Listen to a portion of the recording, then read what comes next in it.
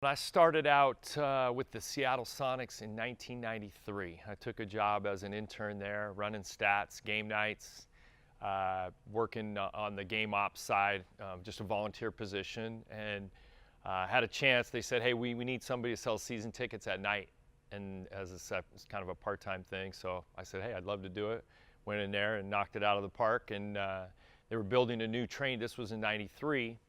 And in 95, we built a new training facility, the first training facility of its kind on the West. Chicago had one, so we built a dedicated one, and they said, we need somebody to run the front desk. Best move I ever made. So I was the first guy that met the players, the agents, the owners, the management, the coaches, whatever. And at that time, we had George Karl, Terry Stotts, Dwayne Casey, Nate McMillan, Bobby White. I mean, we had, a ton of head coaches either playing for us or working for us. Tim Gergerich, obviously. And I just got to know the guys, and it was like they got me up to speed pretty quickly.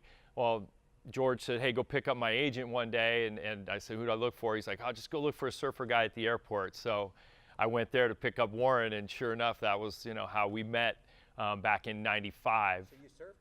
A little bit. I not too good. You looked like a surfer. Well, Warren's pretty good. I'm not. I body surf a little bit, but anyway, we went there and met, and then that was kind of kept going with the Sonics through '98, and then George had moved over to Milwaukee. I helped him. I started his foundation during that time, and we were doing a ton of work in the community, putting on large events for the kids in Seattle.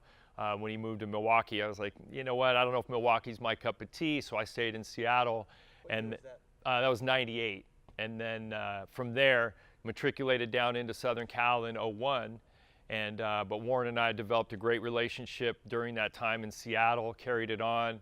I would fly out to Long Beach every year, and we'd go watch the Summer League there and just kind of take notes and, like, hey, I think we can do this a little bit better, right? And so 2001 came around, and I was with him and down in Los Angeles in Southern California.